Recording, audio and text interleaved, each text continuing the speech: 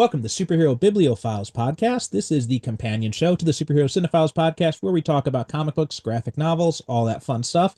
And joining me today is a guest we've had on quite a few times, but it's been a while since we've had you on. Stacy Dooks, how you doing, buddy? Oh yeah, I'm good, Perry. I'm jazzed to be back. It's good to see you again, and we're gonna sit down and we're actually not talking about a cartoon this time. We are We're not, talking but we about a are comic book. Yeah. we're still talking DC stuff, and this is actually tied into some of your recent appearances. The last time we had Hmm. you on, like a year Yeah. or change ago, Hmm. and before that, almost a year before that, we talked about Just Society World War II, and then we talked about Crisis, which spun off of that. And today we are talking about JSA: The Golden Age, the 1993 Elseworlds comic book by James Robinson and Paul Smith, published, of course, by Hmm. DC Comics. But before we jump into that, why don't you remind people who you are, what you do, all that fun stuff? Whew, okay, well, I am Stacy Dukes. I am a podcaster. My brother and I release the Fanboy Power Hour podcast, which is a fun little pop culture journey by two brothers through the various highs and lows of comics, movies, TV, popular entertainment, popular culture, that sort of thing. I am also a writer. I have written for Looper. I have also written prose in some various anthologies and places here and there. I'm getting back onto that horse after a long hiatus. So I've just finished my most recent short story. It's cooling on the windowsill as we speak. I'm going to apply the old red pen of doom to that and get that going. I am also a part-time voiceover actor as well. I've got an audio project that I'm doing with some friends that is called Franchise Rights. It is a Ghostbuster fan made podcast that we are raising money for charity with. I will be playing a character there, and I will share the link to it. It's franchiserights.com, I believe. Yeah, and you can stop by there. We've got some voicemails. We're working on some material as we speak for that, and so it'll be a lot of fun. It's going to be good. It's going to be great, and I've got a couple other irons in the fire as well. Franchiserights.com.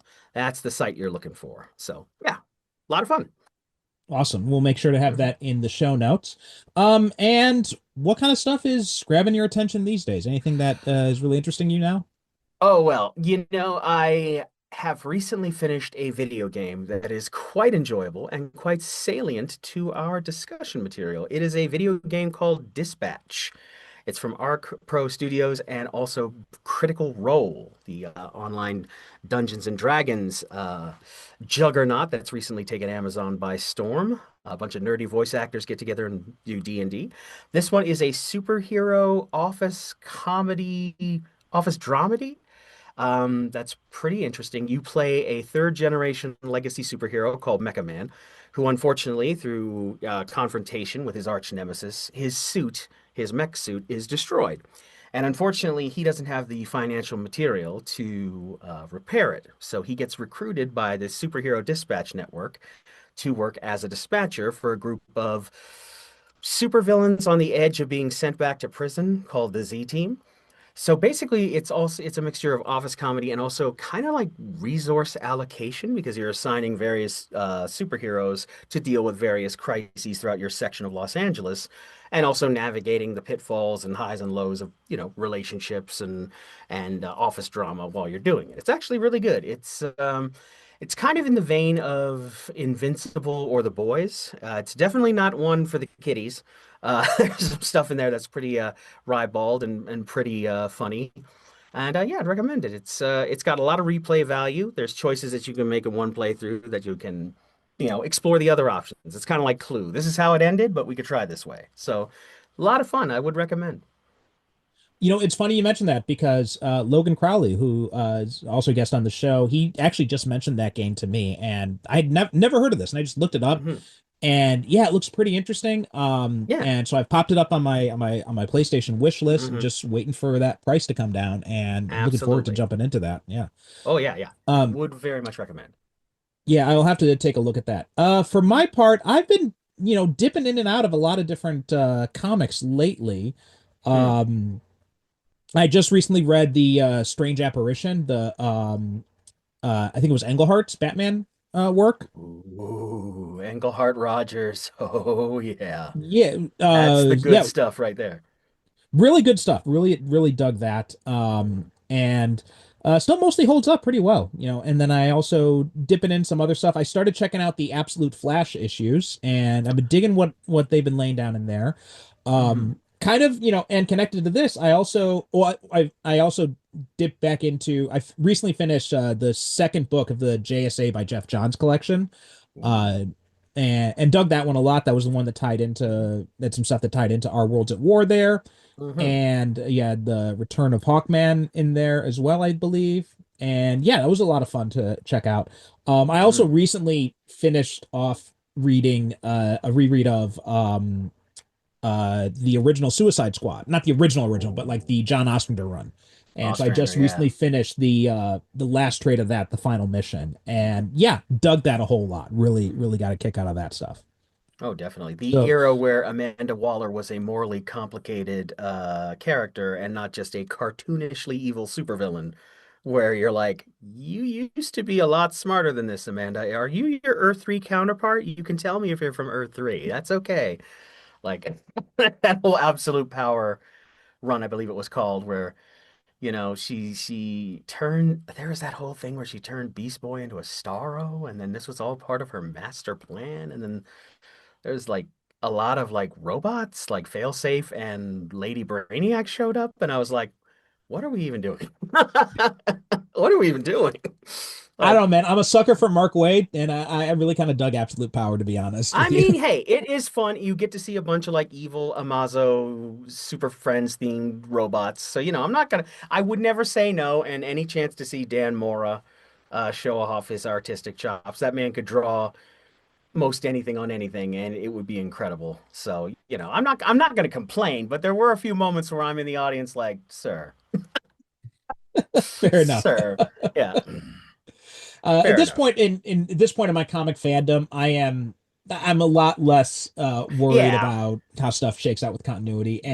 and Yeah. I didn't really have the frame of reference for Amanda Waller, so you know, going back and rereading the Suicide Squad, and I'd read some of it before, so most of the earlier stuff where she comes off as a bit more villainous than over the course of the series, you get to see different sides of her. So I Mm. was really kind of surprised when we got to the end because, yeah, the Amanda Waller she became at the end was really not the one that has stuck around in not and you can't I don't hold this all on Wade and Absolute Oh, Power. This no, has no, just no, kind of been no. the way it's been for you know Look, at least 20 years. yeah, my nits to pick are extremely small, and I'm not throwing shade at the General Mark Wade. He's amazing. He's top flight. He wrote the life story of the Flash. He has a lifetime pass with me. Like that is one of the best Flash stories, if not comics, period. So he gets it for me. And I just like the Amanda Waller who it's like, yes, she can be antagonistic, but she's also a practical person. Like in the Justice League Unlimited cartoon. Yes, is she antagonistic? Yeah, but she also has a very salient point to raise where it's like you've got a satellite with a giant laser pointed straight down. Do you not understand how that looks? Like, do you not get that? Batman, the world's greatest detective? Have you not put this together? Like, yeah, just, the sidebars are always fun with her and Batman. Like their dichotomous relationship is always fun to see them pinging off each other. Hmm. Oh yeah, that was one of my favorite parts of that run was seeing her and Batman play off each other there. Oh yeah, yeah. And this was back Um, when nobody had any idea who Amanda Waller was, and it's like, holy crap, this woman's yeah, reading Batman the Riot Act. hmm And it's great. Yeah. yeah, yeah. Ostrander's amazing. And yes, he is. And other than that, I recently dipped back into one of my classes, I about a week ago I taught them RoboCop. And Ooh. so I rewatched that for the class and I'm just like, my God, this movie is just That amazing. movie is an AK-47 in the desert. You take it out of the sand, you tap it out, it's still fully functional. RoboCop is Hmm. that rare movie when you watch it as a kid and it's amazing, and then you watch it as an adult and it's even better. The only problem with RoboCop is that so much dystopian movies and television have Simpsons did it. So when people come back to it, it's almost quaint. The satire is almost quaint, but when, we first experienced it, we're like, cool, shiny robot cop man. Then as adults, we're like, oh yeah, yeah, right, capitalism. Yeah, got it, got it. Capitalism is the villain. Yeah. How are you radicalized? Paul Verhoeven. Oh, Am I absolutely. wrong? Dude, No, not at all. 100%. In fact, that's the exact thing I told my students when I introduced it to them. Because, I go around and I ask the students, it's a small class. There's only like 10 students then. So Hmm. at the beginning of each class, I ask them, what do you think of the movie? What's your overall, like, top flight opinion? And with that movie, they're all talking about stuff like, oh yeah, really good action, stuff like that. I thought it was really creative. The effects look really good. Um, a few people touching on the fact that the idea of like what it means to be human. They were touching in on that stuff, Hmm. but like nobody's cluing into the anti-capitalist stuff. And I'm just like, and I told them like, yeah, when I was a kid, and I had explained to them, you guys got to understand, yeah, we watched this movie as kids. I know it's bloody and it's violent, but yeah, we watched that stuff as kids, and because there was a Saturday morning cartoon show attached to it and a toy line, because that's how capitalism works. Oh man, I begged my dad like a dog in the street to be able to go see RoboCop. And to be fair, he did take me to the theater, but the attendant at the movie theater was like, "Yeah, no, this is not gonna happen right now." But I did read the Marvel magazine and I grew up with it. And then when it came out on home video, oh, didn't the story change? Because my dad had a simple metric for any movie that we brought to him when we went to Laney's Meat Market, which is a pizzeria video shop, which God bless the mom and pop video pizzerias, man. That's a lost art. But he would look at the box, look at me and my brother, look at the box, look at me and my brother, and go, "You boys can handle this." And we were like, "Yep." And we absolutely couldn't, but but we had a great time with it. And RoboCop is just there's so much that I like about that movie. Like, Peter Weller, Nancy Allen, Kurtwood Smith having the time of his life playing Clarence Boddicker. Like for people who just know him as Red Foreman, that movie must be a revelation because his lines are some of the best lines in the entire movie. Like, I still love, like, God help any of my friends whose names are Robert, because I'd be coming up to them like, "Can you fly, Bobby?" That shit is dope. Like, Kurtwood Smith is teaching, and Ronnie Cox to a lesser extent, not to diminish Ronnie Cox, but Kurtwood Smith is teaching a master class for writers on how to just write a motherfucker who is, pardon my French, who is vile, but also you kind of like the guy. And he's kind of funny. Like, oh God, amazing. Love that movie. Yeah, We could be yeah. here for Oh hours. God. Yes, yes. And I've done an episode on that before, but my God, that it's just it every time I watch it, and I was telling my students, like, Mhm, yeah, I first saw it as a kid and mhm, told them that whole thing. And I'm like, but then and I liked it as a kid because of all the reasons you guys said. Yeah, lot of good action, big mhm. explosions, stuff goes boom, shiny metal man, awesome. And then when I watched again, probably when I was in university, when I was just, starting to get into my baby political feet wet. Mm. And then I watched it. I'm just like, holy shit. Right? Ed Yeah. Neumeyer's script is next level for how he manages to weave in the action, the Frankenstein story, and just how much he hated capitalism. Like, holy fuck. The Especially corporate Reagan. environment, yeah. Oh my God, the Reagan era capitalism.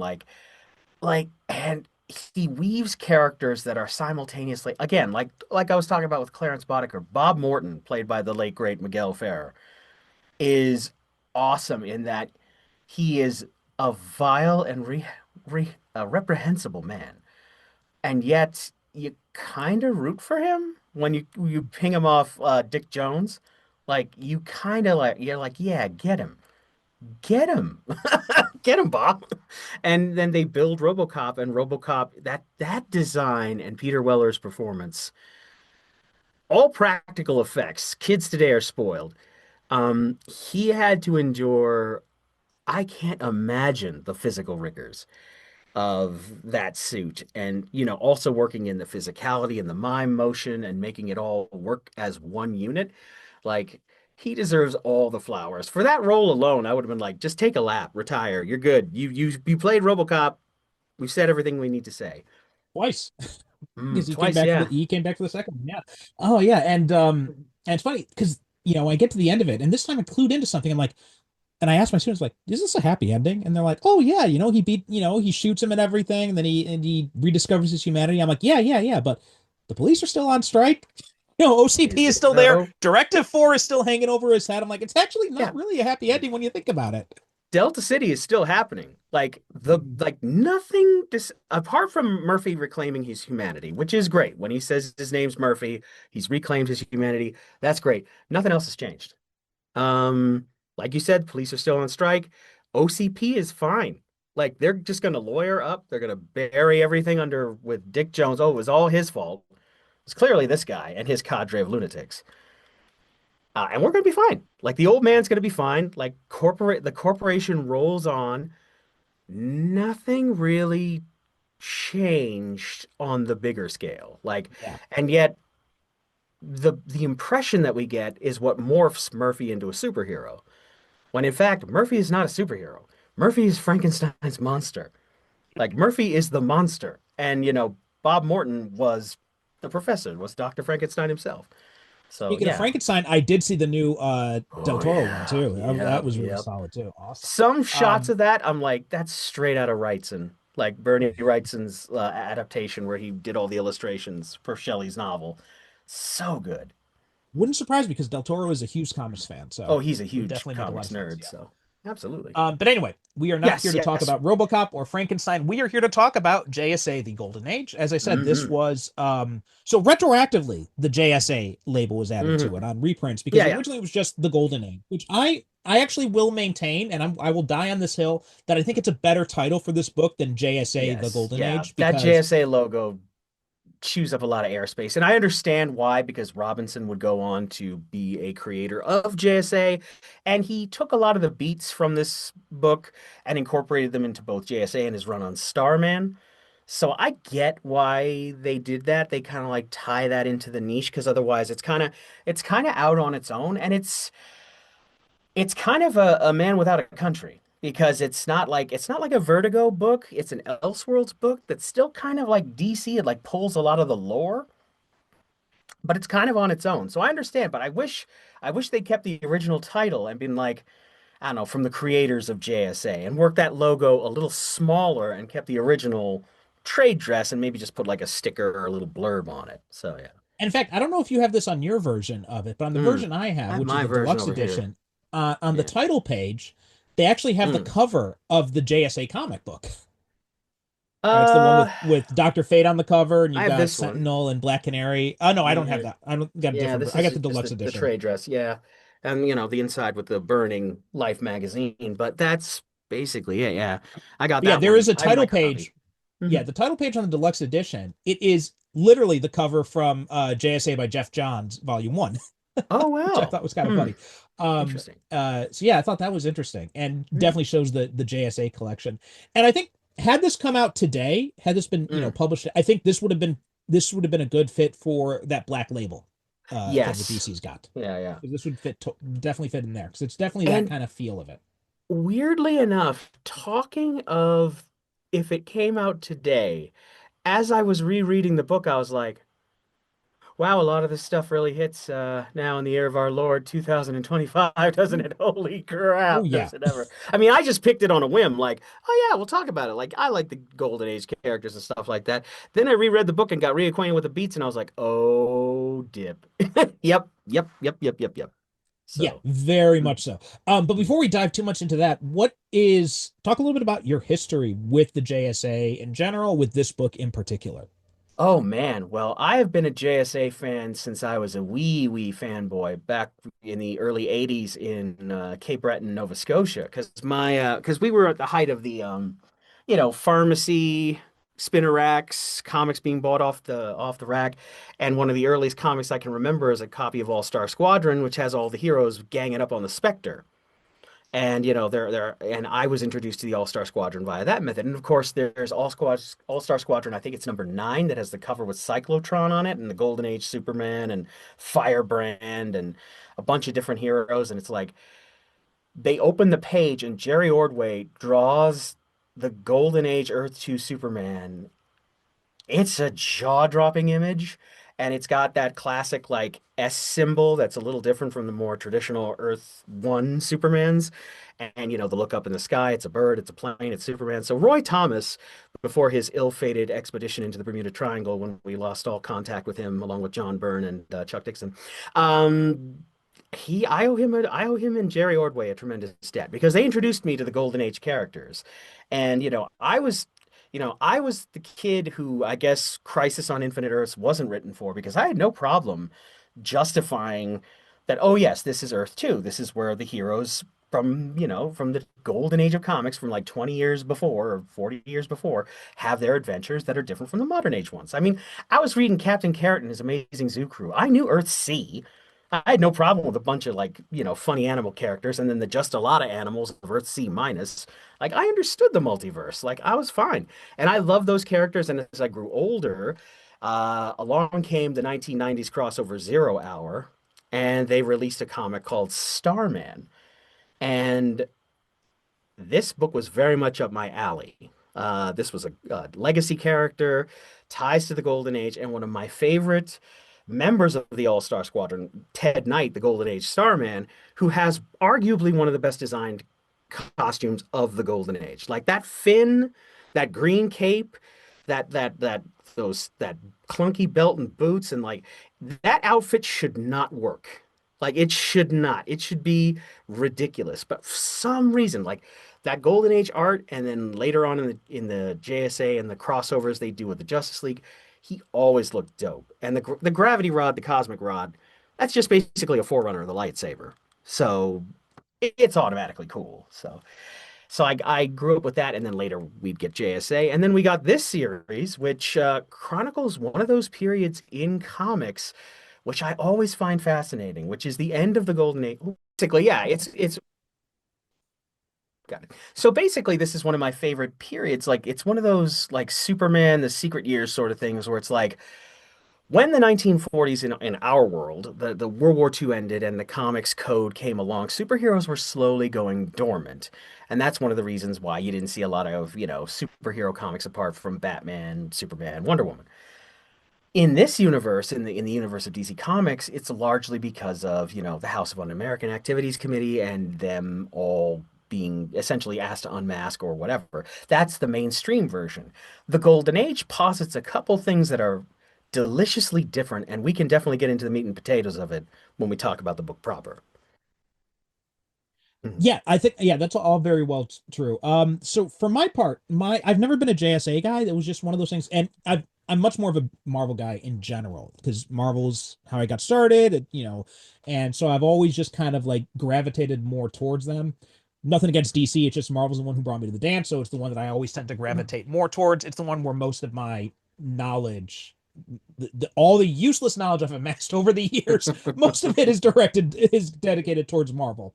Oh yeah. But I did get into DC stuff in probably when I was like in high school. I started getting more into DC stuff when I was working at the comic book store, and as a young man who had a part-time job and didn't have to spend that money on anything other than comic books, I ended up buying a lot of Ah, comic the books. dream. And yeah, that I was definitely taking advantage of that, 40% Mm. employee discount they were Oh, giving me.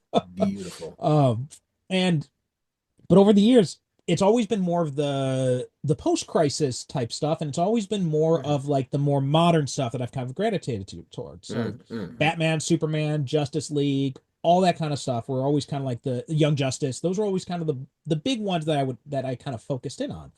And it wasn't, and I'd see the JSA pop up here and there, but I never really quite got the appeal of them. And Mm. then I did eventually read the first JSA volume that Jeff Johns did, and I really kind of dug it. I thought it was, and it gave me Mm. kind of a primer on some of these characters, and it really started to introduce me to them a little bit. And now, like I just said, I just finished the second book of that run, and I enjoy it. And Mm. when I see the JSA, I'm still not like I wouldn't say like I'm a huge fan of them, but Mm. when I see them pop up and stuff, it catches my interest. Now, as Mm. for this book, this is not my first time reading it. This is one I actually read maybe about a year ago, I think. Mhm. And it was one of those books that I picked up in one of those big sales that back before, Amazon completely and shitified Comixology, I used to, take full advantage of. Yep. And and this is one of the ones that I picked up, and it was just the premise really grabbed me because Hmm. I had just have you listened to any of Rachel Maddow's podcasts? Can't say as I have. Okay, No, I so haven't.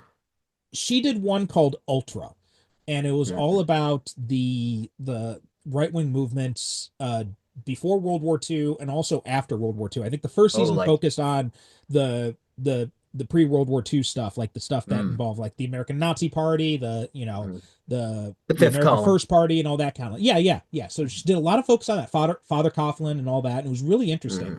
And in the second season, she dove into McCarthy and stuff that happened, the HUAC and Oh all that yeah. kind of stuff. And wow, I was riveted listening to that. And Hmm. so when I read the description of this and I was coming right Hmm. off of that podcast, I'm like, okay, yeah, I'm definitely want to check this out. So yeah, it definitely got my interest just because of that. Although and this is where, I maintain that my little bit of disappointment with the title comes in because Hmm. the version I had that JSA heading on it. And so Hmm. I went into it expecting I would see the characters from the JSA comics. So I was expecting to see Jay Garrick. I was expecting to see, Well, and you you see see a them, right? They're couple. You see there, a couple. but Yeah. they don't take the center stage, right? It's none of the No. JSA characters that I'm familiar with are the Yeah. ones that are the focus of the series, which is Hmm. fine. It's a great series. I enjoyed the hell out of it the first time I read it. I Hmm. enjoyed the hell out of it this time, but I did have that disappointment with the title because I think it gives readers a misleading impression of what they're about to get.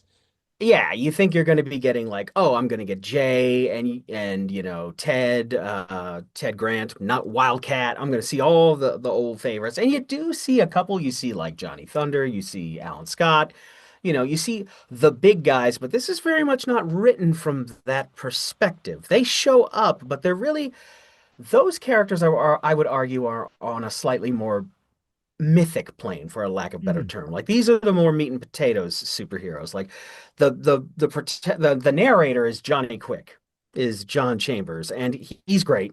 He's awesome. I've always had a soft spot for Johnny Quick. He's kind of a D-bag, and if you see him in some of the later like in the JSA, like he goes on to use his formula to create like he becomes like a self-help guru or something like that. And he's the father of Jesse Quick, and he adores her, but he is kind of a tire fire. And he and Libby Lawrence, aka Liberty Bell, will be the first to admit that their relationship is fraught. But he's great, and like you get to see other characters like Paul Kirk Manhunter. He's great.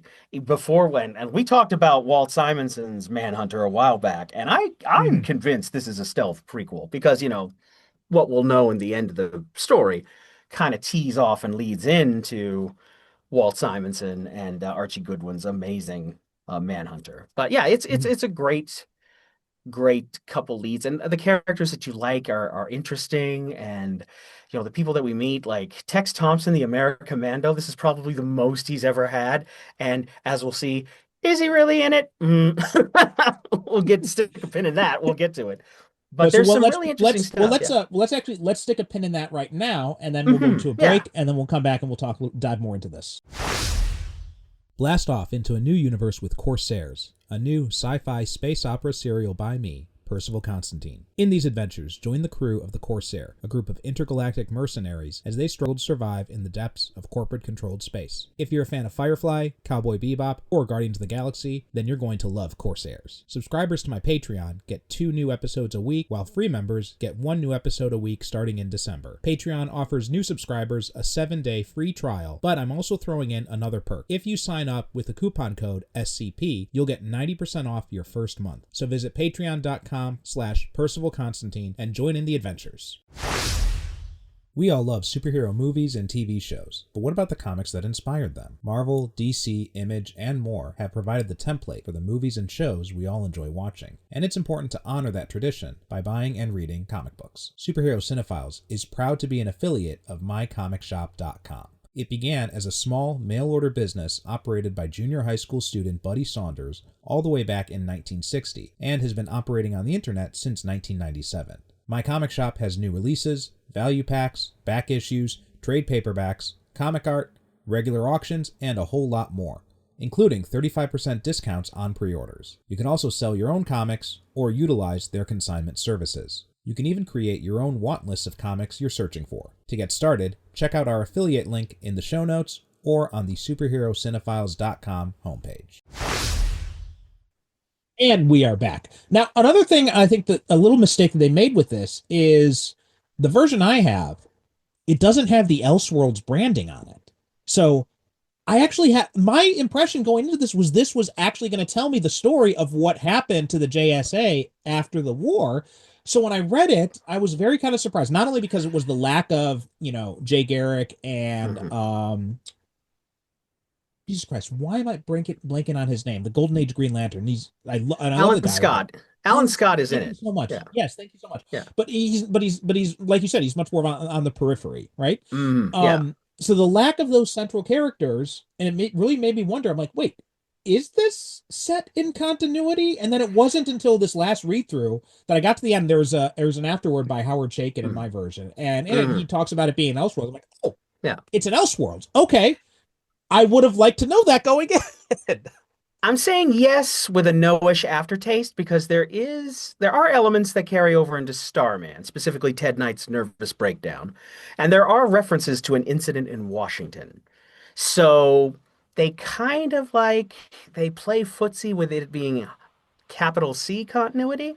But for the most part, it is its own kind of thing. It's fairly self-contained. It's only later when I think Robinson was doing Starman and then to a lesser extent JSA, they realized, oh, dip, I threw some stuff in there that don't doesn't really make sense, like Parsifal taking the place of, as long as real JSA heads know, the Spear of Destiny, which is, the big thing that explains why the JSA didn't just show up in Berlin in like 1940 and just call it into the entire party. Now, if you don't know, Hitler gets his hands on the Spear of Destiny, and with the aid of the Japanese villain mastermind, the Dragon King, they craft a spell that ensures that if any superheroes from North America enter into the sphere of the radius of their barrier, this mystic barrier, their allegiances switch and they become Nazis, specifically the superpowered ones. That's why heroes like Commander Steel or the Americommando and all that kind of stuff can go behind enemy lines. But in this version, they do away with the Spear of Destiny. Johnny Quick says that, yeah, it was a cover story. It turns out there was this one German superhuman named Parsifal who could just shut your powers off.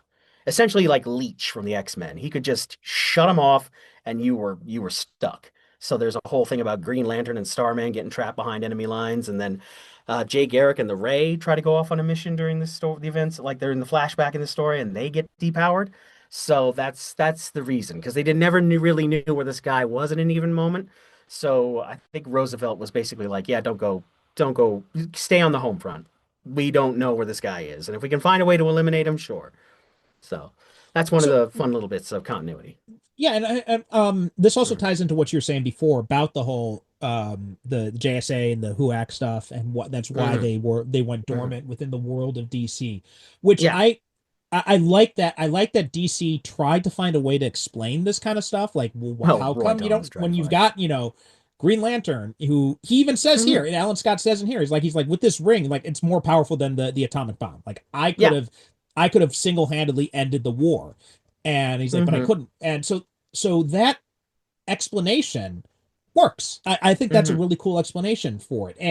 The and also the post up. Well, what happened? Why did they go? Why did they go into hiding? Why were they gone Hmm. for however many decades? Due to the sliding time scale. Then they Hmm. only came back.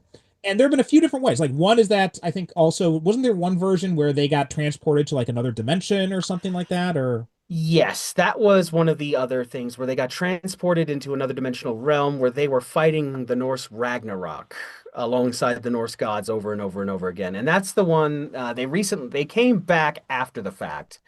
And then in Zero Hour, Hal Jordan as Parallax undoes because the JSA had been exposed to various magical energies and all that stuff, and that was the reason that they didn't age, or if they were aging, it was really slowly. As Parallax, Hal Jordan undid that and got them all to their natural ages. That's why Wesley Dodds' Sandman went from like 50-ish to like his 80s in like a minute. And some of those heroes actually just got too old to carry on. I think it was Jay, Alan, and to a lesser extent Ted, because as we find out during Grant Morrison's run on JLA, Ted Grant has 9 lives that were granted to him by Bast, which is in an undisclosed adventure, which is just so fucking cool. Like he dies at one point, gets back up, and he says, "Yeah, I've got 9 lives." It's a long story. We can't get into it right now. But yeah, so they get taken out in various ways and reintroduced to the continuity. The DC universe almost has a schizophrenic relationship with the JSA, where they want to have them, but they also don't want to have them because they want their heroes to be unique, but then they want their heroes to be legacy heroes, but then they don't want them to be legacy heroes. It's kind of a cosmic yo-yo for the JSA, where sometimes they're out of things and sometimes they're back, particularly when old GJ is back in charge because he God bless him. God bless Jeff Johns for no other reason than he keeps trying to get the JSA over. And look, as a longtime wrestling mark, as a longtime fan of DC Comics, the JSA ain't ever getting over. I'm sorry. They try, they keep it's like Moon Knight for Marvel. They keep trying to crack the code on making Moon Knight cool, and they get so close in a lot of instances, so close, and he just doesn't get over. Like he's a cool costume waiting for a character to step into it. Okay, So now that's fight. Those are fighting words, buddy. I Doug knew I Moench was and Bill stirring the pot. Sienkiewicz. Yeah, Look, no, no. I'm Doug not Moench saying and there Bill haven't been good Sienkiewicz. runs. That is art. That is just absolute cinema, Okay. in the words of the Martin Scorsese meme. I Um, mean, hey, look, every comic, it's a vast medium. There are many interpretations. But if you ask me, an honest man, a question, am I going to lie to you? There are people up the street who are going to lie to you, Perry. I got to put it on Front Street.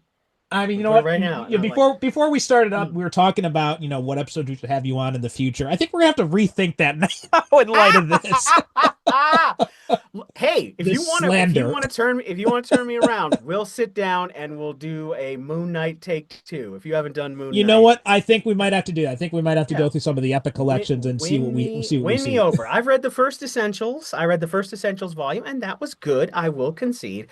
But all I'm saying is, divorced from that amazing Sienkiewicz run, can you, Your Honor, and I would remind the defendant he is under oath, can you look me in the eye and tell me, is there a consistency Oh, to the okay, okay, character, no, no, or has fair there enough, been some fair enough. dips? No, there have been dips. Yes, yes, Mm-hmm. fair. Yes, no, no. Mm-hmm. I'm just Mm-hmm. saying the Mullen stuff is unimpeachable. I mean, look, there are characters who by rights should not work. Like the Incredible Hulk, for a long time was just monster smashes tanks and the army. We're done. Then Peter David comes along and completely throws the concept on its head. Okay, it's Jekyll and Hyde. Well, okay, he's got DID. That's the Hulk. The Hulk is a system. He's Bruce Banner, he's the Hulk, and then he's also this new or old version, which is Joe Fixit, the Gray Hulk, the original Hulk from the first issue. That's what I'm doing. Here's my thesis, and it's an incredible, pardon the pun, run. But any character, even characters that I have no interest in, no like, and no affection for at all. Deadpool, for example. Deadpool's had some amazing runs. Gail Simone's run on Deadpool, great, absolutely fantastic. Like any any master chef can come along with the ingredients and make something good. That's all I'm saying. That's all I'm trying to say. I'm not here to pick a fight with you, Perry. You know I respect you. But again, you All right. ask an honest man.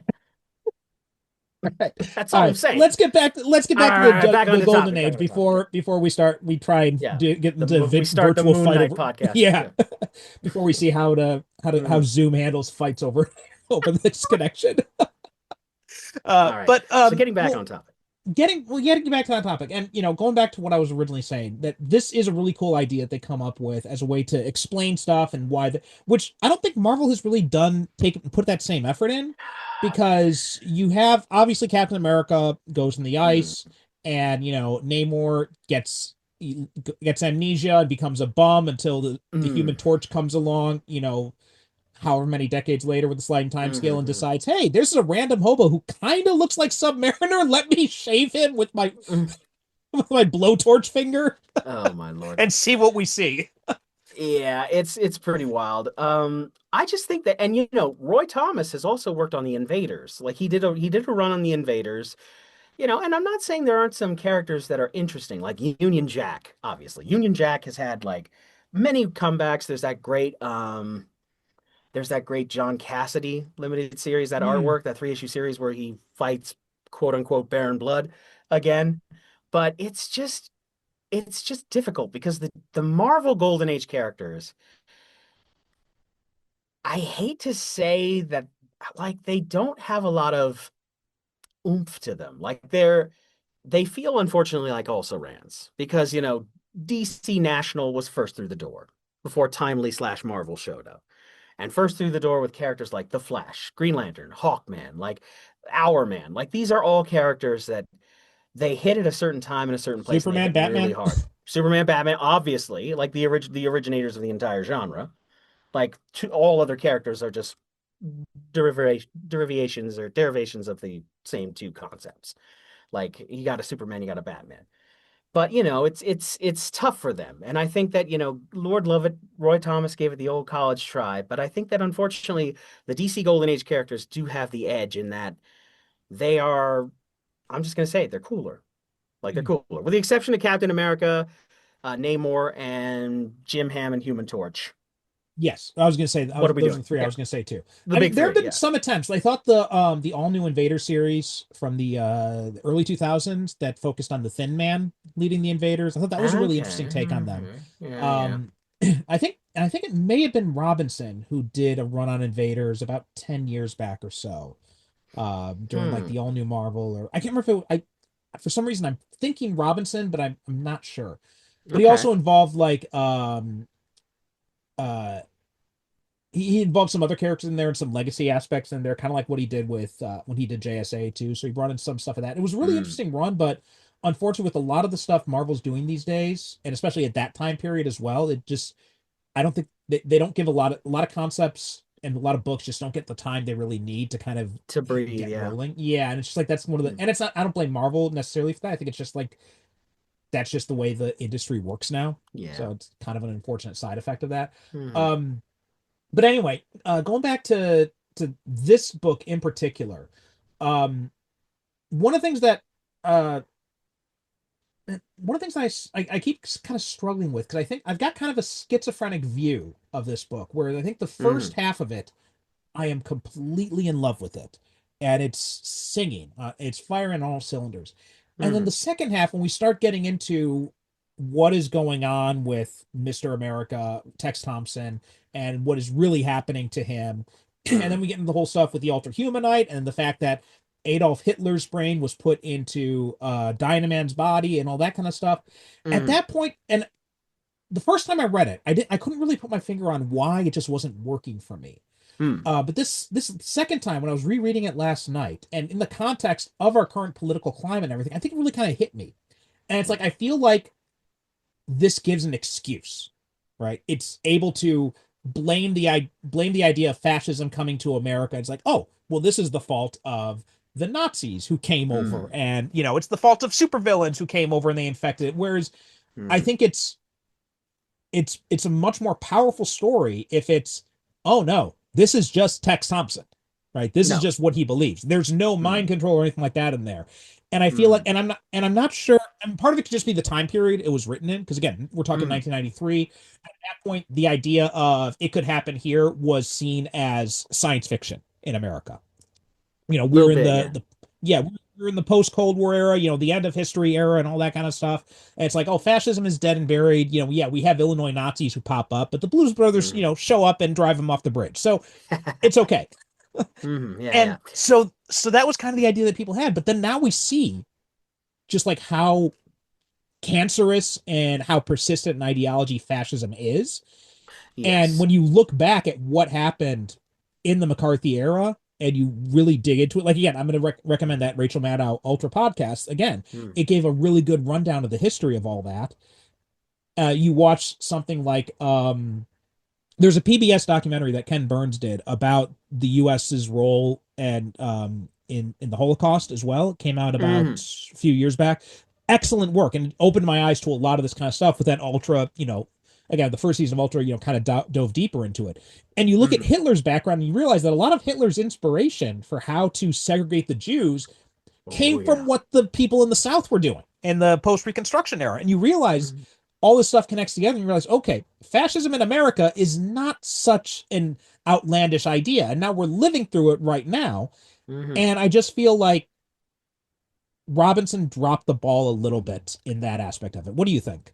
Well, I think, it's tough to judge an item that came out in the 1990s by what we're dealing with here in 2025. And I think that, it speaks to the whole, I forget who coined the phrase, the peace and prosperity scare of the 90s, where, we had that moment where we believed, okay, we took care of fascism. It showed up in the 1930s and 40s, and we, as the Allies, banded together. We slew the vampire. We drove a stake through its heart. We filled its mouth full of garlic and chopped its head off. No problem. We did it. But like if you've been around the block a time or two, you start to realize that, maybe we didn't. A lot of that stuff, like from Operation Paperclip, where a lot of those Yep. Nazi scientists got quietly smuggled across the border to help with the rocketry program that eventually put men on the moon. There's an There's old joke about, yeah. go into NASA and say Heil Hitler and see how many people Mm. salute. Oh boy, yeah. So, the seeds of that incursion, like they even touched on it, and like for God's sake, it was not subtle at all in Winter Soldier, where Hydra infiltrates Shield because Hydra's been there since day one, working behind the scenes. So, it's an interesting parallel, and yeah, maybe it's a little on the nose, but that, like you said, that first half is incredibly strong because you're trying to piece together the mystery. You're reacquainting yourselves with all these characters that you might have known from your reading of like All-Star Squadron and all that kind of stuff. You're catching up with them, and there's just something about the notion of like, okay, we were here to do a particular thing, which was fight fascism, fight Hitler, protect the home front. And now we've done that. What the fuck do we do now? The most, toxic thing for a lot of these heroes is dealing with the fact that they're living in a world that might not really need them anymore. Like Alan Scott feels that he's got all that power, but he doesn't feel that he needs it. A, because the temptation to use it, like if you got the biggest hammer in the world, doesn't everything start to look like a nail? And also he's dealing with things that he's trying to rediscover the man in the Superman after a fact. He's trying to run GBC. He's living in Gotham City. He's trying to protect his writers from the HUAC committee, and one of them even commits suicide, which, is pretty wild. And he's less just like, you didn't need to be a martyr, man. I would have fought for you. And he's literally like ready to put his foot down. You got John Chambers, aka Johnny Quick. He's divorced. He's trying to put together this documentary on the Mystery Men because they're not superheroes yet. And you got like he split up with Liberty Bell. They got married during the war. If you read All-Star Squadron, you know that they had an on again, off again relationship that eventually blossomed into marriage. And you're dealing with like Jonathan Law and Lance Gallant, aka Captain Triumph, who like when you think about it, like that's one of Robinson's great gifts is to take the goofiest Golden Age premises possible and turn them into almost existential horror. Because Lance uh and his brother Michael, like they're two, they merge into Captain Triumph when he rubs this tattoo and like but all the rest of the time Michael's just this disembodied ghost who is stuck following his brother around, can't escape except for brief intervals, and it's pretty wild. And then of course you have Rex Tyler, who in the Golden Age was all about the miracles of pharmacology, right? Was science was going to solve all our problems, and Miraclo is the wonder drug that makes him a superhero. And then later we come to realize, oh shit, he realizes, oh shit, I'm addicted. I'm addicted not to Miraclo. I'm addicted to being a superhero. Um, and I don't think there's a cure for that. It's just like he's trying to keep living the life. And there's the sad, lonely tale of Johnny Thunder, who is the most annoying sidekick of all time. And yet I got a soft spot for Johnny Thunder. I feel for that poor guy because nobody likes him. The only reason they have him around is because of the Thunderbolt. And then, and he's desperate for one last shot at the spotlight. He's like that aging actor from a beloved science fiction property you see signing autographs at a convention and just waiting for that phone to ring because the series got revived. That phone ain't never gonna ring. Poor Johnny. But yeah, it's good. There's a lot of stuff to like in that first half. The second half, yeah, I do admit it's a little on the nose, but I'll allow it. It's its own story. It's got its own thing to tell, and it's well done because it gives, in a way, the superheroes of the Golden Age the chance to do what they were intended to do, and that's beat the living shit out of Hitler. Just beat his ass. Yeah, so I'll allow it. Yeah, there is definitely satisfaction in that Mm, final conflict there. That I definitely will hmm. give you that. And yeah, and it's not like, and again, it's not like it's a bad, it's honestly a bad story, but I just feel Oh like the no. first half is just so incredibly strong and it's so Hmm. nuanced and it really dives into the characters and all that. And I feel Hmm. like, oh, I think one of the issues with this story is I think it's too short. I It's a think little this could have abrupt. used like I think could have used like at least another two issues to really kind Hmm. of dive into and flesh out some of the other characters. Like you were talking about the Hour Man stuff. I Mm, feel like that is very much on the periphery of what's happened. Like we yes. dive into it, we touch into it here and there, but and then we get to the end of it, and what you're just saying there about it, yeah, the idea that he's getting addicted to this and all that, it really cool ideas too. I Hmm. mean, you also could have worked in the Golden Age Blue Beetle with that too, with his I'm not sure Yeah, if the if Scarab. that version actually had that aspect. It had that was the original one that had the pill he Dan took. Garrett. Dan Garrett had the Yeah, Scarab, and the Scarab was an alien but the parasite, scarab which that we was the come to find out. second version of Yeah. Dan Garrett. The first version of Dan Garrett Mm. had a pill he took. He had a pill, I believe. Yeah. Yeah, yeah. Hmm. So I mean, like, that would have been something else to that you could have worked in there too. Also, the whole thing about Hawkman, Carter Hall Hmm. delving more into the Egyptian side of things. Especially Yes. because we don't see Hawk Girl at all pop up in here too, which I thought was interesting. There's a brief appearance of Shira, one blink and you'll miss it panel, where Hmm. he's talking about how they've been traveling. They go to Egypt, like the pyramids are in the background, that sort of thing. But it's mainly Carter. Yeah, And Carter's fine. Like I like Hawkman. Who doesn't like Hawkman? Again, DC in I'm the gonna '90s. DC in the '90s. I mean, Hawkman.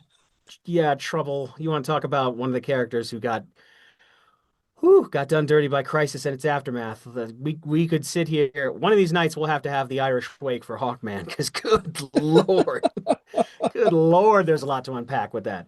But you do get some interesting stuff with the character, and eventually Robinson would circle back to a lot of these plot points in the course of JSA. Like we talk about how Rex Tyler was addicted to the life, so much so that he became a really shitty father, really absent for a lot of Rick's life. And, he would also pick up some of the threads of like, Ted Knight and his mental struggles, and how, he would periodically have breakdowns because of his, not only the fact that he had a conversation with Einstein that went on to influence the development of the atomic bomb. So he is not doing well from that, considering the kind of horror that was unleashed by the atomic bomb. But also he thinks that when he tapped into the cosmic radiation that powered his gravity rod, he thinks he pulled that down to Earth, and a lot of the crazy shit that happened, like pills that could give you super strength and invulnerability, suddenly started working. And then people, just regular people, suddenly decided, hey, I'm just going to put on a pair of colorful long johns, start beating the shit out of criminals. Like, I think I might have accidentally done that. Like, it started in 1938. That's when I did my experiment, Johnny. That's, I think that might have happened. Johnny's like, look, buddy, you can blame yourself for the atomic bomb. You can blame yourself for superheroes. You can't do both. Like poor Ted Knight. I just want to give him a hug. Also, Robot Man here, Robert Oh Crane. yeah. Apparently, I had Hmm. no idea who this guy was. I didn't Oh even know yeah. there was a Golden Age Robot Man. So when I saw Robot Man, I'm Hmm. like, wait, what? So I was Yeah. really This. confused, and I just looked him up now. Yeah. Um, The Golden Age Robot and Man is really interesting in that, it's another one of those marvels of science will save us all, where like, Robert Crane, who is the ostensible character, gets his brain put into a robot body and becomes a superhero. Is a pretty straightforward Golden Age. He had a robot dog at one point, and like he's pretty, kind of ridiculous.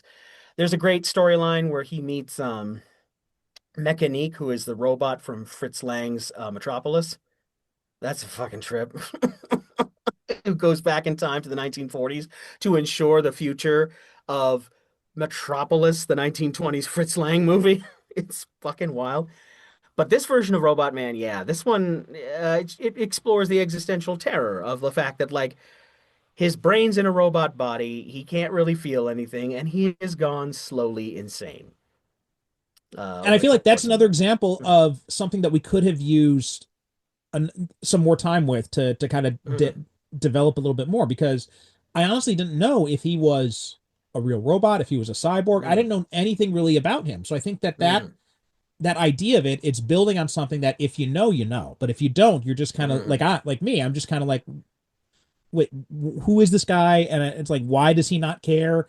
Yeah. I mean, I really didn't know if he was actually a Golden Age hero, if he was someone that, Mhm. you know, that Tex Thompson had created, or like a Mhm. robot that he had built, or anything. So I felt like a little bit lost with that character and his role in it. So I felt like they could have done a little bit more with that and delve into how his being in this robot body has disconnecting him from humanity, is disconnect Mhm. is like causing him to, because he mentions at one point that he knew about, Hitler and all this stuff. He just doesn't care, He doesn't right? give a shit anymore because he's Yeah, gone completely off the deep end. right. And I feel like that's something that we could have explored a little bit, gotten Mhm. a little bit of mileage out of. We could have gotten some flashbacks to show like him as a much warmer person, like a little bit more human. There are some things here that I feel like, in its rush to get to the climax, which is a great climax. A great Gotterdammerung of like epic combat in the skies over Washington, D.C. It's pretty baller. But I do feel that there are some stuff here. There are a couple bits where I'm like, well, this series was obviously written with for heads only, like for people who have read and really just digested the Golden Age superhero stuff and are really that's their meat and potatoes. If there are a couple like absences, like first of all, the Flash. Like the Flash I doesn't was going to show up mention at that. all. And you would think that Washington, D.C., all my boys are there and something's going on. You think he would just kiss Joan on the cheek, put the winged helmet on, and run over and, be beating the shit out of Dynaman with like 50,000 haymakers at 500 miles an hour. Like that would have been amazing. Also, there's another character that is conspicuous by his absence, and that's the Spectre.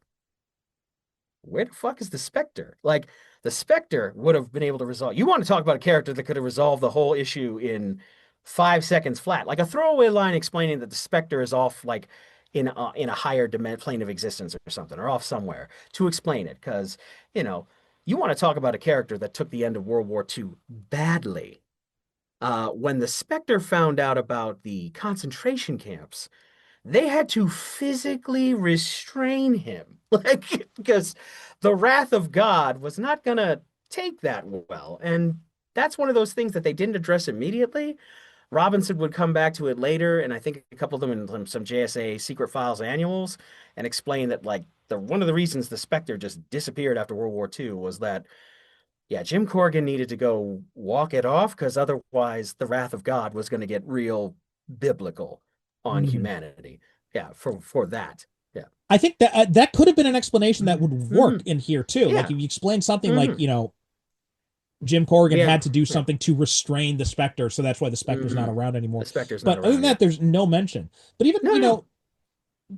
Wildcat, does Wildcat pop up in here at all? I don't Wildcat really does not get a recall. reference anywhere. Wildcat is Yeah. completely outside the story. I mean, his best buddy, And that's, Al Pratt, is like the Atom gets a significant role, which but is Ted surprising Grant's missing. because, like, Mm-hmm. Spectre, I understand why they Mm-hmm. wouldn't want to get him Yeah, involved in because it, he even is though I think seriously OP. yeah, Mm-hmm. right. Even though I understand why, because he is too overpowered, he could have solved this whole problem right Mm-hmm. away. So I understand why you just don't figure, like, okay, this is Elseworlds, so we're just going to pretend the Spectre doesn't exist here. Mm-hmm. I can jive with that. That also explains, lack of Superman in this, because even though this is Oh, a of Golden course. Age story, so Mm-hmm. I understand that as well.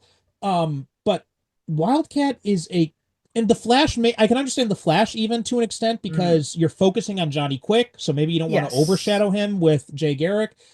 I can Yeah. understand that. And then you Mm-hmm. have a little bit more mileage to play with him and Liberty Bell and their divorce and their Yeah. messy marriage and all that. So you got a little Mm-hmm. bit more mileage to play with that. Whereas otherwise, Jay Garrick and Joan, they're happy family couple. There's not really anything to worry Yeah. about there. Yeah. Like, I'm sure if he had known this is the 1940s, this was before everybody could just look at their phone and figure it out. I'm sure if he'd known, he would have put the togs on and come running immediately because that's the kind of guy Jay is. It's gentleman Jay Garrick. You don't mess with that guy. He's class personified. And he would never have left his friends in the lurch. Ted, if they just thrown in a line like he went back to boxing, like he went back to being a boxer. Like he had his mission statement, he hung it up, and maybe in this version of the tale, he doesn't have the 9 lives. So it's like I But gotta even quit while I'm what ahead. what you mentioned here too, Mhm. and I didn't know this about that him and Al Pratt were best buds, but I think that They're that they're buds too in the JSA, yeah.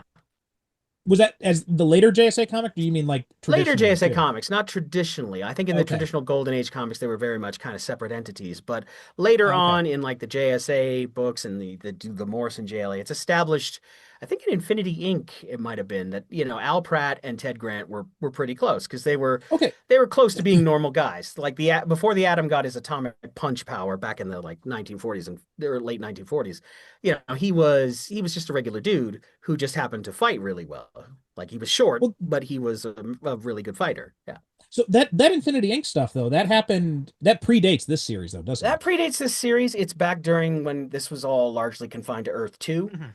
So yeah, the Infinity Inc. characters are the descendants of the JSA. Right. Like Jade and Obsidian are Alan Scott's kids. Silver Scarab is Carter Hall and Shiera Hall's son. Nucleon is Adam's adopted kid, and Northwind is the adopted child of the Hawks. So yeah, they've all got a tie to the Yeah. previous generation. Yeah. So I mean, and that's what I'm saying. Like that's another interesting Hmm. thing that you could have done Hmm. with Ted is play up on the fact that his best friend is now becoming a Nazi. I mean, It's making the that gives you slow some ground to slide. play Yeah. with. Yeah. Yeah. Yeah. And I think like that's why I say like you add another at least another 2 issues here. You could have gotten some more Hmm. mileage out of some of these character interactions, maybe make the ending feel a little less rushed than it did. Yeah. I think the conflict would have hit a little better if it had been Al and Ted Mhm. fighting rather than Al and Rex. I mean, Rex is a good dude, but you get like even in this book, the Atom kind of gets, if you'll pardon the pun, short shrift because everybody's talking about him like, yeah, we didn't really trust him enough to share our secret identities. He was always just kind of like he's a little too keen on violence as a solution, and it's just like, my guy, you're all vigilantes. I mean, you all have the same basic stratagem, which is punch, detect consciousness, repeat as needed. So, What did don't you think you think gotta. about the choice to use Tex Thompson here as the villain? Well, I think it's because I think my it's yeah. because yeah, my Like understanding is this guy did not really have that much play no, after not his, yeah. yeah. In the Golden Age comics, he doesn't really have a lot. Like he's got a couple of appearances here and there. He's kind of like Spy Master in that like they had a couple issues to like try the concept out, and I don't necessarily know if it had a lot of staying power. Because, like, Mr. America, the America Mando, as they called him, I think he was originally Mr. America. But It was yeah, like originally Mr. America, yeah. I think, yeah. And I think that, he had the sidekick Fat Man, and they were pretty goofy stories. And even, Tex Thompson says to So it Dabney, looks like he was yeah. originally kind of like a Mhm. Doc Savage pastiche. Yeah, he's Um, one of the perfect men sort of thing. I think he was one of those yeah. characters where they were making the transit, like Doctor Occult, where Dr. Yes, Occult yeah. had been out before Superman. And then when Right. superheroes started to get big, that's when they gave him a cape and gave him all Yeah, in that kind fact, of yeah, stuff. Yeah. Tex Thompson, he was actually in the Mhm. same he actually premiered the same time as Superman. They both had premiered in Action Oh, Comics number wow. 1. Oh, And wow. then after Superman hit became very popular, then they decided to it was Action Comics number 33. So that was in Mm. 1941. They rebranded him as Mr. America and gave him a whip. Yeah. That's interesting. That's interesting. And then we had Miss America, who's Joan, whew, poor Joan. She goes through a lot of stuff over the course of this series. And it's interesting. Like we were talking earlier about how it does feel a little on the nose, but I do like the idea that is put in the book of how Nazism can creep in through seemingly the most patriotic and American of things. Like Mhm. fascism can creep in and bleed in around the edges. And if they just thrown in a line of like the ultra humanite turns out to be somebody else or something, and like it had been just text like, no, man, I'm down. Like we need fascism. We need to conquer the Soviet Union. We need to conquer the world. And that's all there is to it. Especially Um, because my understanding too is that he is independently wealthy. Yeah, yeah, he's independently Yeah, wealthy he's adventurer. like So I mean all the yeah yeah. I mean the precursors to fascism in America, the ones who tried to have Roosevelt killed were the wealthy, right? And you're seeing right now Hmm. that it is the wealthy who are conspiring with the fascists. So there's Oh yes. that. I mean, that was the whole deal Mm. the capitalists made with Mussolini, right? It's like, hey, you be Hmm. our guy, and we'll let you do what you want as long as we can keep the profits going. Yeah, absolutely. It would have been interesting. I do like the Ultra Humanite. I think he makes for a great villain. I think that the story as is good. Not saying anything bad about it. I do like that, they are ostensibly draping themselves in the American flag, literally with the American Mando with Tex Thompson.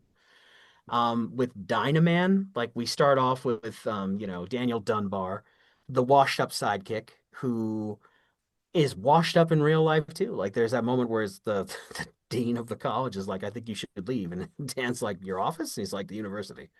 Um, and they recruit him. They rope him in with hopes and dreams of relevance, which wow, that hits differently in 2025, where a disgruntled young white man is given the opportunity to make a difference in big old quotation marks and gets thrown down an alt-right pipeline and becomes Hitler.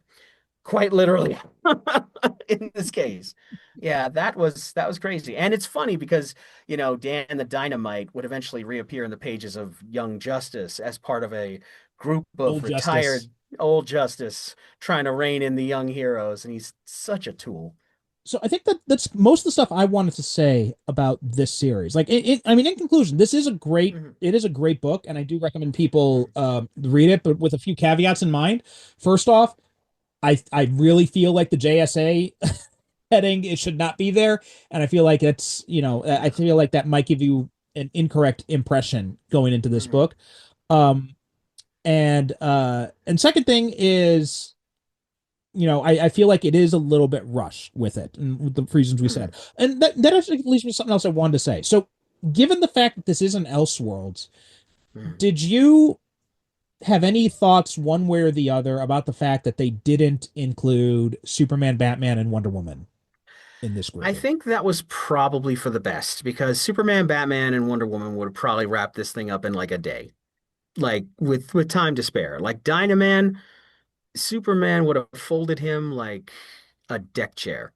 I mean, Golden Age Superman, post World War II, Atomic Age Superman, like Silver Age Superman, like who basically could blow out stars like birthday candles, he would have had no problem with Dynaman.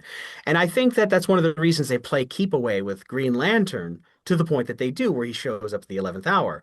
Because if you have these all the big guns, as Johnny Quick says, the big guns would have wrapped this up in like a half hour. So you got to play keep away with it because you got to give the illusion of jeopardy because Dynaman is formidable, but even the German scientist says like, yeah, he if he gets tired, he becomes weaker, progressively weaker. But since his stamina is virtually infinite, that won't be any kind of problem. But then he has to fight a marathon of like every golden age superhero from like Hawkman, Black Condor, the Ray on down to eventually fighting Green Lantern, then Starman, then Liberty Bell stabbing him through the chest. Like that Yeah, was metal. I feel like this. I get what you're saying, and I agree with you, but I also find myself thinking that there are other ways you could have done it, and like I think Well, you asked Super. two writers to like backseat, like Yeah, if you had the if you were given the if James Robinson tossed you the keys, like yeah, here you go, 2/3 of it's done, get a climax going. Like because yeah, I think if you did go with like and I'm mhm. not talking like the end of World War II Superman, I mean the pure Golden Age Yeah, original yeah, version of Superman, the one Cal that was hyphen L, yeah. yeah, and I feel like that would have been interesting to toss in there, especially in because he did become kind of an American symbol during the war and all Hmm. that, and I feel like him being pushed out of the spotlight, Hmm. and then people latching on to Tex Thompson, I think would have been an interesting exploration of America's Yeah. changing priorities and stuff like that. I Hmm. feel like there's an interesting metaphor to play with there. I think that Not that the ball was dropped because that wasn't what No, Robinson was trying to do. no. I think it would have been interesting to have that in there. I think it would have been interesting to explore the notion of Superman who still leaps tall buildings in a single bound and doesn't fly, dealing with this essentially this Silver Age variant, who's a bit stronger, a bit more powerful. And Clark's semi-retired. Like at this point in the timeline, I think he was going to be in the Earth 2 continuity, he's editor at the Daily Star. Like he and Lois are married, and he's semi-retired. Power Girl handles most of the superhero related stuff in Metropolis. So it would have been interesting to see him come out of retirement and, with his silver temples and just the idea of Jerry Siegel and Joe Shuster's creation beating the shit out of Hitler, like just beating his ass. Or or it would have been just so great, like if he'd Dude, done the please. thing with, yeah, yeah, I can only get so erect. yeah. It's like having like Superman standing on the White House lawn with like, Mr. Dunbar, would you care to step outside? Like that shit would have been metal as fuck. I don't think the universe could have contained that much awesome. Just watching Superman get his ass. Like, yeah, like the whole world of cardboard speech, but for this. Like that hits with Darkseid with Hitler. Oh my God. But you can take it, can't you, big man? Like, Yeah. oh my God. And then just turning him into like a sniveling, begging, like the embodiment of the master race, huh? And this is the Golden Age Superman who suffers no fools. This is the one who Like gives no yeah, fucks. Yeah. gives no fucks, would throw him into the sky, leap after him, and beat him all the way down. Like, oh my God, the world we could Okay. have had. I am going to be taking notes because Superman is going to be public domain in about 10 years In and about 10 counting. years, we are both TM, TM, TM, TM, TM, me and Perry. Anybody else takes this idea, you owe us. You owe us a steak dinner. You better. Like, Oh yeah. oh, But also like hmm. Batman too. Like again, the Golden Age Yeah, Batman, Batman. Yeah. the very, the very, antisocial type version of him, Hmm. investigating Tex Thompson. I think there could have been something interesting there as well, especially because if Oh, you without a doubt. when you've got Johnny Quick here who's just kind of like, okay, so Batman's telling me this kind of stuff. That weird guy in Gotham that nobody really likes. It's That weirdo. Yeah. yeah. Yeah. Although, he's got tickets next week to go see this circus. Alfred's giving him tickets to a circus to chill out. He's going to see this act called the Flying Graysons, and that might change some things. Who knows? But yeah, and also Diana. Diana would Yeah, I be was gonna say very that was the interesting next at one too, this because especially transitional like period. Yeah. yeah, because Mhm. what happens to her after the war? Is she getting pushed out and having to go back to Themyscira because of Mhm. the Huac stuff and all that? So I feel like there's stuff that you could have done with them. I mean, Yeah. especially more Superman and Batman. I think more I could see more things for them with Oh.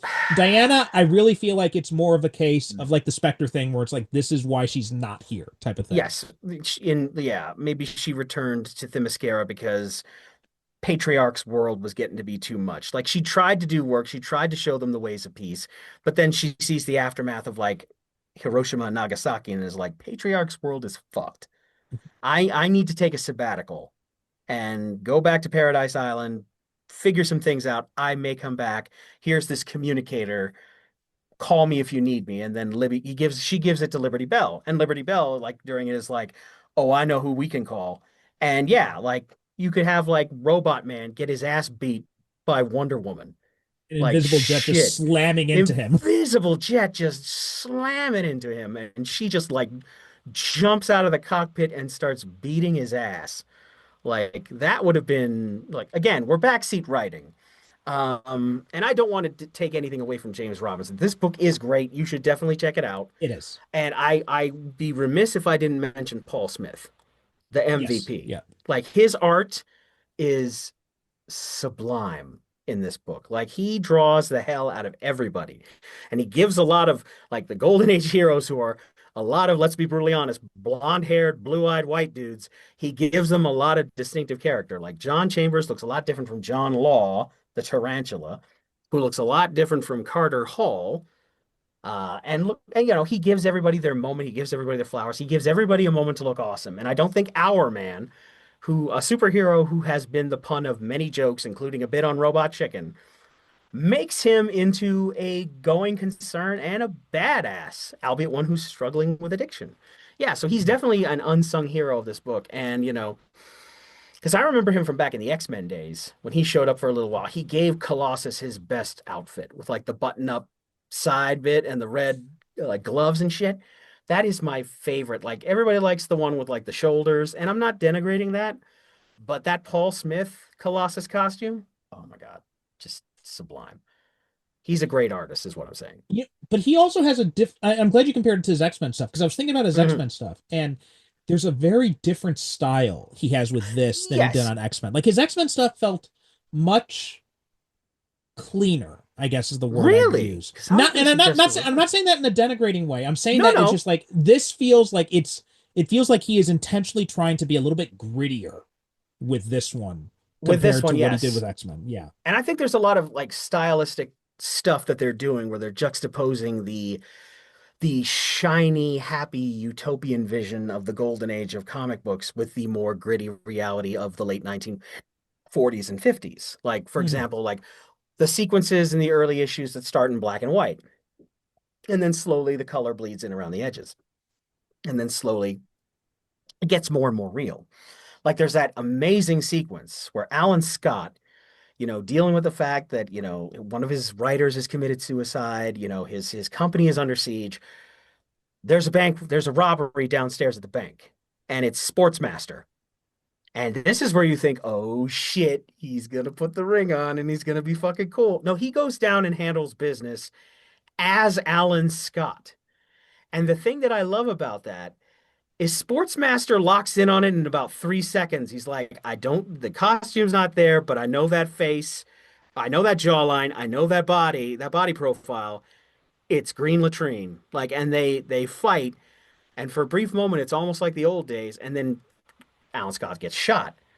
And that's pretty wild. Like, and the sequence is just so cool because he makes it look ostensibly a scuffle between a bank robber and a civilian, makes it as epic as anything on the comics page. Like it's great. And then the final battle where it's basically everybody dogpiling Dynaman. Ridiculously awesome. I think that, James Robinson was like, "Hey man, what Golden Age heroes do you want to draw?" Hmm. And Paul Smith was like, "Well, here's my Christmas list." And yeah, because that opening sequence where we see Plastic Man of all people, and then we don't see Plastic Man for the rest of the entire series. I'm like, where the fuck is Plastic Man? Like, if him and Woozy Winks showed up at one point, because they're trying to solve the mystery, they need a detective. Who does John Chambers go to? He's a guy who not only is a detective, he worked for the FBI. So of course Plastic Man's going to have some insight into that. That'd be I also awesome. think But I think we'd be remiss if we don't call out the color list here. Richard oh yeah, Ori, yeah. he because Oh, and without a that doubt. opening sequence, I think it's a really great way of kind of separating these two worlds, right? Because Hmm. you get this opening splash page of, this World War II, this battle in Europe, and then Hmm. we cut to the double page spread of the people in America, Yeah. widows and, Hmm. daughters getting like the notice that their husband, their father is not coming home. The Yeah. the the empty USO hall with the pile of tires. We get Hmm. the nuclear family against the backdrop of an American flag, and then we get the splash page of bursting through the newspaper of the World War II heroes, all in Yeah. full color. Yes. And it cuts to the next page. We see the Justice Society gathered together. Hmm. And it's like this juxtaposition of the very colorful, the very bright Justice Society, but then you have like the life cover, which is all in black and white. You got the newspaper articles, black and white, and then the bomb, and that's all in Hmm. black and white with just like this And hint of yeah, blue to it. reality And comes the back in real yeah, quick. Yeah. and Yeah. then slowly and we get more color as we go through, and he keeps alternating between this, right? Hmm. Like there's there are these. I notice a lot of the stuff with Tex Thompson when he's given like these public speeches. It's very Hmm. bright and colorful, right? Yep. But then we contrast it with like this thing at the docks. It's all in like this very dark style with the blue shadows. Hmm. Even we see uh John going through and trying to piece together his documentary when he thinks about if I was still Johnny Quick and he thinks about doing it as Johnny Quick, and Johnny Quick is the Yes. only colorful thing against this all this Hmm. blue background. I mean, it's just really masterful use of color that Richard Orry does. And during the Paul Kirk nightmare sequences, just Mhm. splashed with blood. Like the reds pop out of the page at you. And I think it's almost a visual callback to Tex Thompson's speeches because the red in the red, white, and blue of the flag just seems almost like blood red in certain Mhm. instances, where it's almost like the book's trying to warn you, like, hey, keep your eye on this guy. Might come back later. Yeah, Yeah, yeah. awesome. Anyway, yeah. So I know I said this like 15 minutes ago, but then I had more to say about it. But yeah, I think this time I really have said everything I have to say about Mm-hmm. the Golden Age. Anything else you wanted to add to this? I think that there is a treatise or reams of paper that could be written about how the rise of fascism in the real world was countered by the arrival of colorfully clad vigilantes out for justice in the wake of the Great Depression.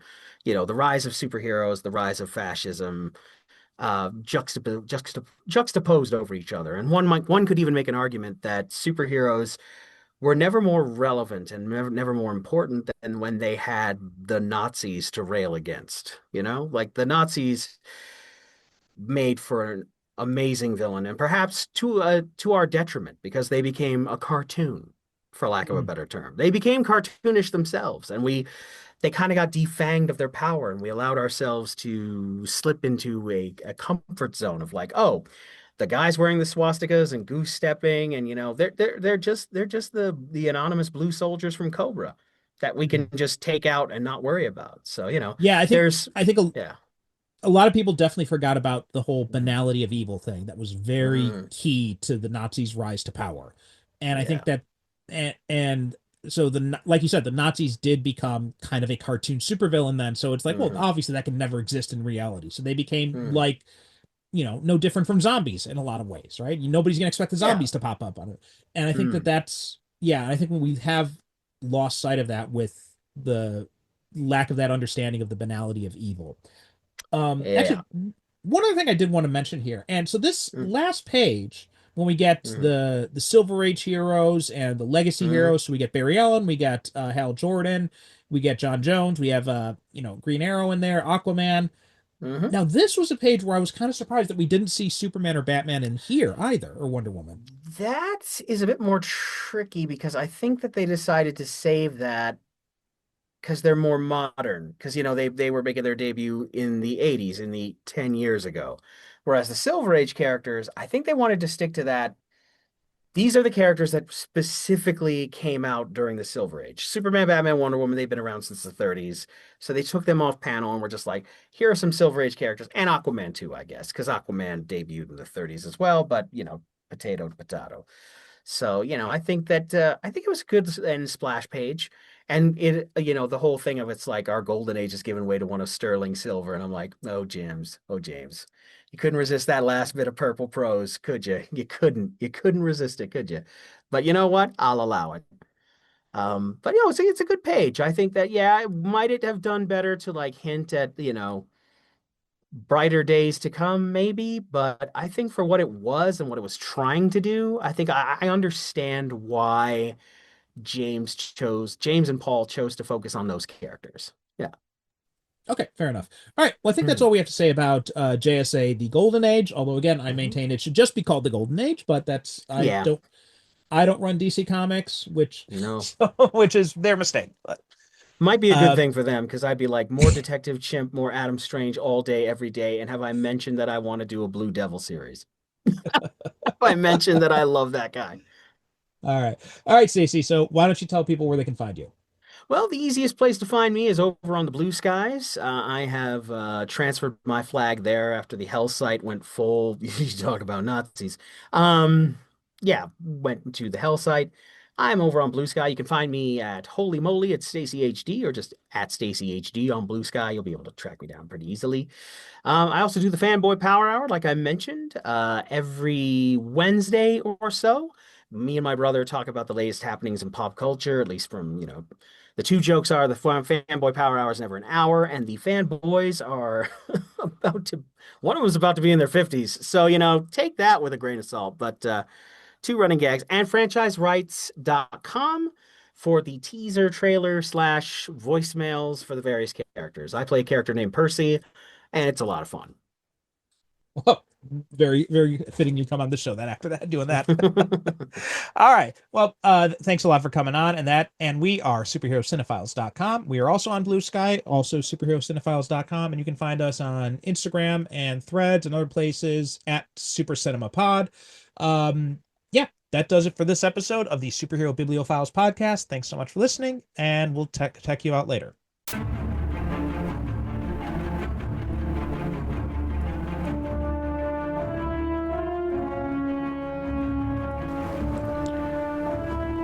Thanks for listening to the Superhero Cinephiles podcast. Superhero Cinephiles is produced by me, Percival Constantine. The show is created by myself and the late, great Derek Ferguson, our host emeritus.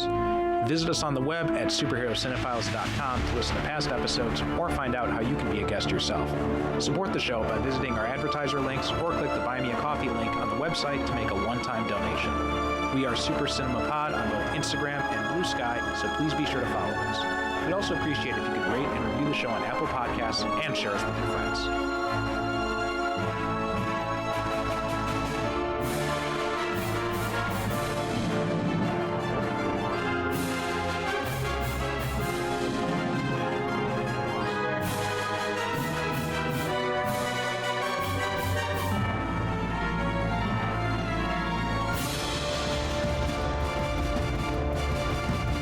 Thank you for listening. And as always, good night, good evening. God bless.